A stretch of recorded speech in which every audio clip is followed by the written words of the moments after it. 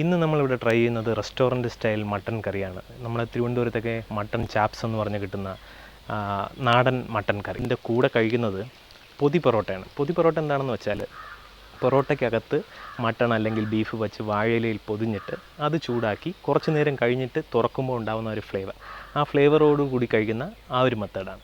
നമുക്കിന്ന് അത് നോക്കാം, എങ്ങനെയാണ് പൊതി പൊറോട്ട ഉണ്ടാക്കുന്നത്, അതേപോലെ തന്നെ എങ്ങനെയാണ് നാടൻ മട്ടൺ കറി ഉണ്ടാക്കുന്നതെന്ന് നമുക്ക് നോക്കാം.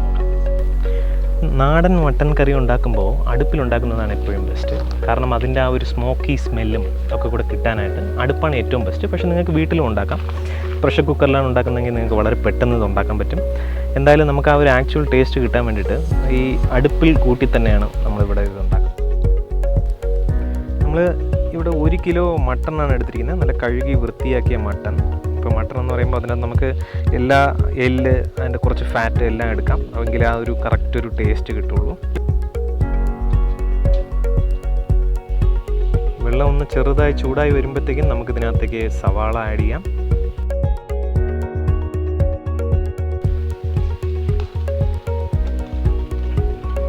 ഇതിൻ്റെ വ്യത്യാസം എന്ന് പറയുന്നത് നമ്മൾ സാധാരണ സവാള എണ്ണയിലേക്കാണ് ഇടുന്നത്, പക്ഷേ ഇവിടെ നമ്മൾ നേരെ വെള്ളത്തിനകത്തേക്ക് ആഡ് ചെയ്യാണ്. അപ്പം അതിൻ്റേതായ ഒരു വ്യത്യാസം നിങ്ങൾക്ക് കാണാൻ പറ്റും. പച്ചമുളക് ആഡ് ചെയ്യാണ്, കുറച്ച് പച്ചമുളക് ആയിട്ട് ചതച്ച ഉള്ളി, ചെറിയ ഉള്ളി,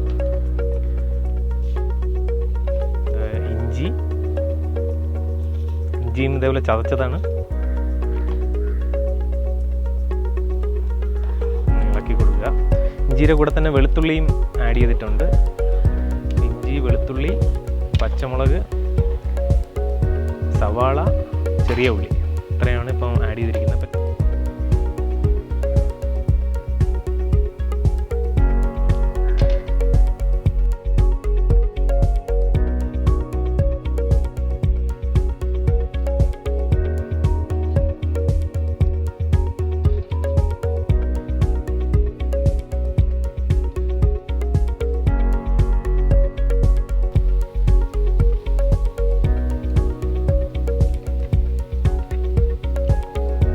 ആട്ടിറച്ചി ആഡ് ചെയ്യാണ്.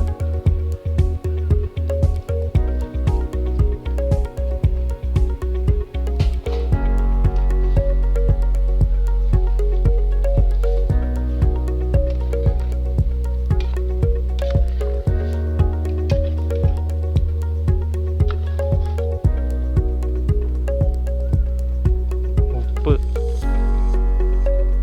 ആഡ് ചെയ്യാം.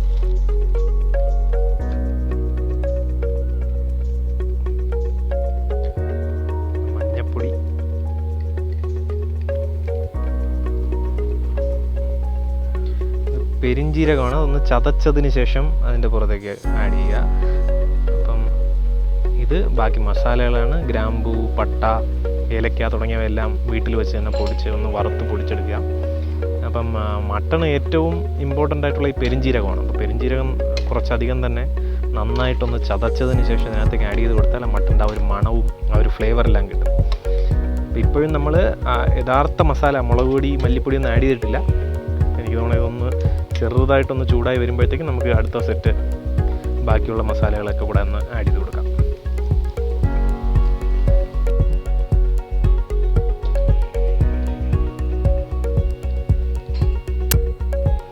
ഇതിങ്ങനെ ഒരു 1/2-3/4 മണിക്കൂറോളം അടച്ചു വെച്ച് വേവിക്കുക. ഇടയ്ക്കിടയ്ക്കൊന്ന് ഇളക്കി കൊടുക്കുക, അല്ലെങ്കിൽ ഒന്ന് അടി പിടിയും. അപ്പം മട്ടൺ നല്ലവണ്ണം ഒന്ന് വെന്ത് വരാനായിട്ട് ഏകദേശം 1/2-3/4 മണിക്കൂറോളം വേണ്ടി വരും. ചിക്കനൊക്കെ ആണെങ്കിൽ നമുക്ക് വളരെ പെട്ടെന്ന് വെന്ത് വരും. പക്ഷേ ഇത് ബീഫും മട്ടനും ഒക്കെ കുറച്ചധികം ഒന്ന് വേവിക്കണമെങ്കിൽ അതൊന്ന് ടെൻഡറായി കഴിക്കാൻ പാകത്തിനൊന്ന് വെന്ത് വരും. അപ്പം നമുക്കൊരു 1/2 മണിക്കൂറോളം ഒന്ന് വെയിറ്റ് ചെയ്യാം.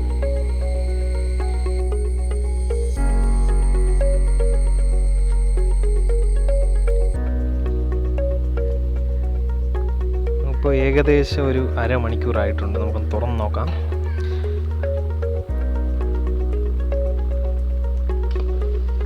നല്ലവണ്ണം തിളച്ചിട്ടുണ്ട്. അത്യാവശ്യം നന്നായിട്ട് തിളച്ചിട്ടുണ്ട്. അപ്പം നമുക്കിനി ഇതിൻ്റെ പുറത്ത് മസാലയൊക്കെ ആഡ് ചെയ്യാം.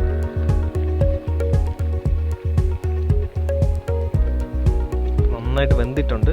അപ്പോൾ നമുക്കിതിൽ ഇത് മല്ലിപ്പൊടിയാണ്, പൊടി,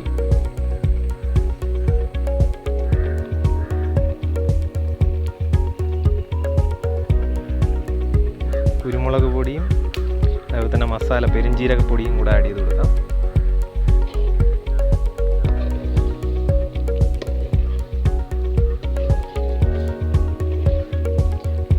വെള്ളമെല്ലാം ഒന്ന് വറ്റി കുറുകി വന്നിട്ടുണ്ട്. ഇറച്ചി അതേപോലെ തന്നെ നന്നായിട്ടൊന്ന് വെന്തിട്ടുണ്ട്. എങ്കിലും നമുക്കിനി വീണ്ടും ഒരു 10-15 മിനിറ്റും കൂടി ഇരിക്കുമ്പോഴത്തേക്കും എല്ലാം ഒന്ന് സെറ്റായിട്ട് വരും.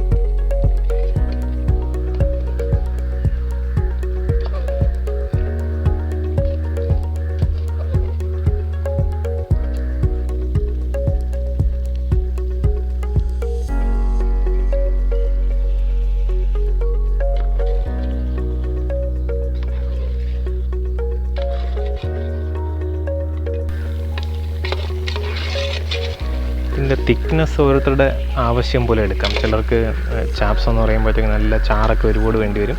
അപ്പോൾ ഞാനിതെന്തായാലും പൊറോട്ടയുടെ കൂടെയൊക്കെ കഴിക്കുന്നത്. അപ്പോൾ ഞാൻ കുറച്ചൊന്ന് തിക്കായിട്ട് എടുക്കാൻ പറഞ്ഞിട്ടുണ്ട്. അപ്പോൾ നിങ്ങൾ ശ്രദ്ധിക്കുകയാണെങ്കിൽ നമ്മൾ ഇതുവരെ ഇതിനകത്ത് വെളിച്ചെണ്ണ അല്ലെങ്കിൽ എണ്ണ ഒന്നും ഉപയോഗിച്ചിട്ടുണ്ടായിരുന്നില്ല. അപ്പോൾ എപ്പോഴാണ് വെളിച്ചെണ്ണ ഉപയോഗിക്കുക എന്ന് പറഞ്ഞാൽ ഇനിയാണ്. അപ്പോൾ ലാസ്റ്റ് സ്റ്റേജാണ് ഇതിനകത്ത് ഈ വെളിച്ചെണ്ണ ആഡ് ചെയ്യുന്നത്. അപ്പം നമ്മൾ ഒരുവിധം എല്ലാം വെന്ത് മസാലയെല്ലാം പിടിച്ചൊന്ന് കുറുകി നല്ല വെന്ത് വന്നിട്ടുണ്ട്. മട്ടൻ്റെ ഒരു നല്ല മണമെല്ലാം ഇവിടെ വരുന്നുണ്ട്. നമുക്കിതിനകത്തേക്ക് ഇനി വെളിച്ചെണ്ണ ചേർക്കാം.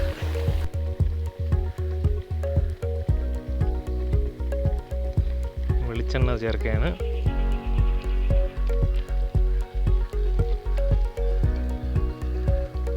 അത്യാവശ്യം മുകളിൽ കാണാൻ വെളിച്ചെണ്ണ അങ്ങനെ ഒരു ലെയർ പോലെ വന്നിട്ടുണ്ട്. അപ്പം നന്നായിട്ടൊന്ന് ഇളക്കിയിട്ട് ഇനി കുറച്ചൊന്ന് തുറന്ന് വെച്ച് വേവിക്കുമ്പോഴത്തേക്കും നമ്മുടെ നാടൻ മട്ടൻ കറി റെഡിയാവും.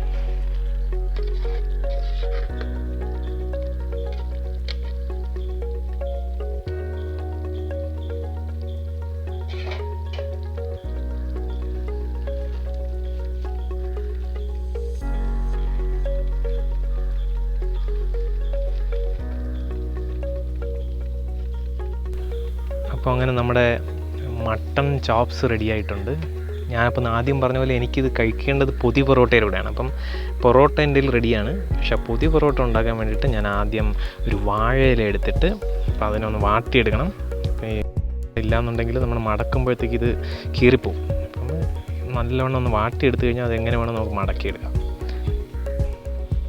അപ്പം നമുക്കിനി പൊതി പൊറോട്ട ഉണ്ടാക്കാം. അപ്പം ഒരു പൊറോട്ട ഞാൻ ഈ വാഴയിലയുടെ പുറത്ത് വെച്ചിട്ട് അതിൻ്റെ പുറത്ത് കുറച്ച് മട്ടൺ,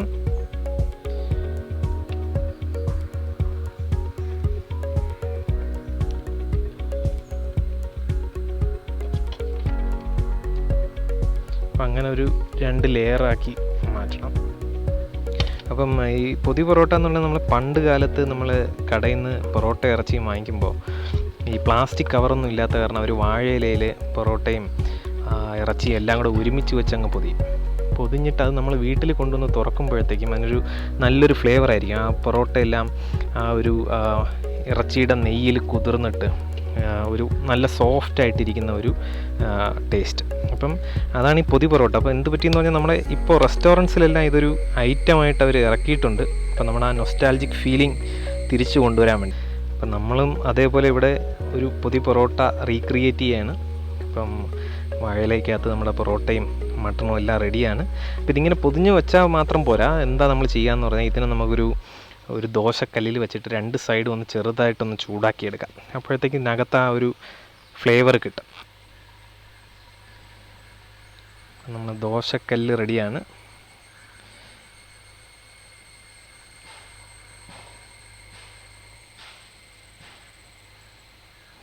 അതിൻ്റെ 2 സൈഡും ഒന്ന് ചെറുതായിട്ടൊന്ന് ചൂടായി വരണം. അതേപോലെ തന്നെ 2 സൈഡും ഒന്ന് ചൂടാക്കിയെടുക്കുക.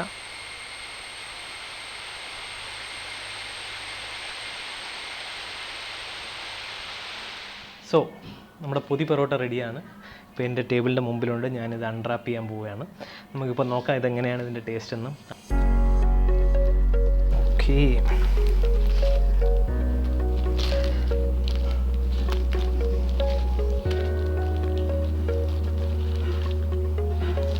ഇപ്പം തന്നെ നമ്മുടെ ആ നല്ലൊരു ഫ്ലേവർ വരുന്നുണ്ട്. നമുക്ക് ആ മുകളിലത്തെ ആ ലെയർ മട്ടണുണ്ട്, ആ മട്ടൻ്റെ തൊട്ട് താഴത്തെ ലെയറിലെ പൊറോട്ട കേട്ടോ, നല്ല സോഫ്റ്റായിട്ട് ഇങ്ങനെ ഇരിക്കുന്നുണ്ട്, അങ്ങനെ അലിഞ്ഞു പോകും, നല്ല വെണ്ണ പോലെയുള്ള ആ ഒരു ഇത്. അപ്പം ഈ ഒരു ഭാഗം കഴിക്കാനാണ് അതിൻ്റെ ഫുൾ ടേസ്റ്റ് എന്ന് പറയുന്നത്. മാത്രമല്ല ഈ മട്ടൻ്റെ ഫ്ലേവറും ഈ വാഴയിലയുടെ ആ ഒരു ഫ്ലേവറും ഒക്കെ കൂടെ നിറഞ്ഞിട്ട് ഇതിനൊരു നല്ലൊരു ടേസ്റ്റ് നമുക്ക് ഫീൽ ചെയ്യും. ഓക്കെ, അപ്പോൾ ഞാൻ എന്തായാലും ഇത് കഴിച്ചു തുടങ്ങാം.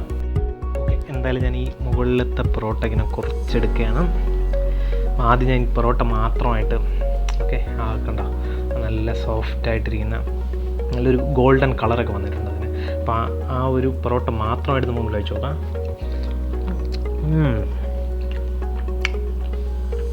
സൂപ്പർ ടേസ്റ്റാണ്. അപ്പോൾ ഞാൻ ഇനി കുറച്ച് പൊറോട്ടയും അതിൻ്റെ കൂടെ നമുക്കൊരു മട്ടൻ്റെ പീസും കൂടെ എടുക്കാം. രണ്ടും കൂടെ മിക്സ് ചെയ്തിട്ട് കാണാമല്ലോ, ഇതേപോലെ ഇങ്ങനെ മിക്സ് ചെയ്ത് രണ്ടും കൂടെ ചേർത്തൊരു പീസ് നമുക്ക് കഴിച്ചോളാം. മട്ടൺ നല്ല ടെൻഡറായിട്ട് വന്നിട്ടുണ്ട്. ബാക്കിയകത്ത് വയ്ക്കുമ്പോൾ തന്നെ അത് അലിഞ്ഞു പോകുന്നുണ്ട്. കൂടാതെ പൊറോട്ടയും അതേപോലെ സോഫ്റ്റ് ആയപ്പോഴത്തേക്കും ആ ഒരു ടേസ്റ്റ് നമുക്ക് നന്നായിട്ട് അറിയാൻ പറ്റും. സോ എന്തായാലും ഞാനിതിപ്പോൾ ഇവിടെ ഒറ്റയ്ക്കിരുന്ന് ഫിനിഷ് ചെയ്യാൻ പോവുകയാണ്. നിങ്ങൾക്ക് വേണമെങ്കിൽ ഇത് വീട്ടിൽ ട്രൈ ചെയ്ത് നോക്കാം. സോ കൂടുതൽ നല്ല വീഡിയോസുമായി നമുക്ക് അടുത്തൊരു എപ്പിസോഡിൽ കാണാം. നിങ്ങളുടെ ചാനൽ ഫാം ഫുഡ് ഹൗസ് നിങ്ങൾക്ക് യൂട്യൂബിൽ സബ്സ്ക്രൈബ് ചെയ്യാം. മാത്രമല്ല പുതുമയുള്ള വീഡിയോസ് നിങ്ങൾക്ക് നോട്ടിഫിക്കേഷനായി കിട്ടാൻ വേണ്ടിയിട്ട് അതിനടുത്തുള്ള ബെൽ ഐക്കണും സബ്മിറ്റ് ചെയ്യുക.